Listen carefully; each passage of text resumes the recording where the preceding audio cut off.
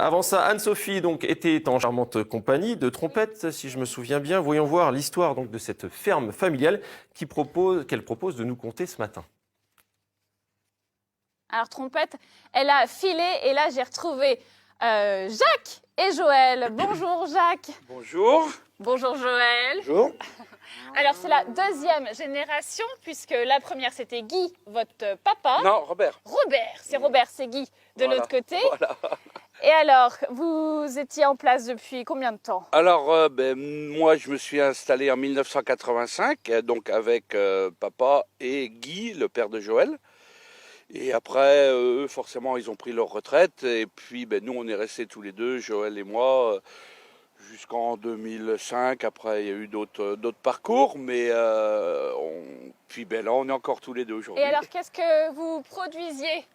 Donc à l'époque, comme nos parents l'ont fait avant nous, c'est qu'on était en production laitière D'accord. conventionnelle. Et alors, pendant combien de temps ça? Alors ça, la production laitière, ça date des débuts des années 60 ici là. Ouais.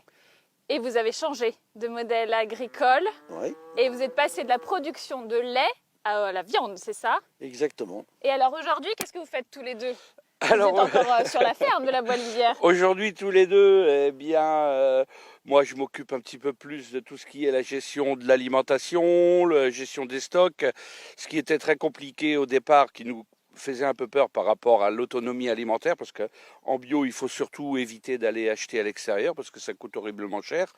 Donc le but, il était d'arriver à cette autonomie alimentaire. Aujourd'hui, par rapport à la surface qu'on a, on pense y être arrivé. D'accord. Mais il faut bien gérer la surface avec le chargement des animaux pour ne pas se griller, quoi. Voilà. Après, il ne faut pas d'aléas climatiques tels qu'une sécheresse et compagnie. D'accord. Mais on n'en est pas à l'abri. La météo, elle est ce qu'elle est. Donc, il faut Aujourd'hui, on a le soleil, mais Ouais, il faut anticiper. Il faut et anticiper. à la veille de la retraite, quelles sont les questions qu'on se pose dans la transmission? d'une Disons que exploitation? je pense que nous, par rapport au choix qu'on a pris, par rapport à l'arrêt des vaches laitières, par rapport à aujourd'hui ce virage-là à 360 degrés, Bah oui. je pense que par rapport à déjà une reprise, nous, une succession, c'est vrai que c'est plus facile pour un jeune, je pense, socialement, de pouvoir s'intégrer dans un système comme le nôtre, qui est peut-être un peu moins gourmand aussi en main-d'œuvre, et puis en termes de prise de temps, de week-end et tout Ouais. ça.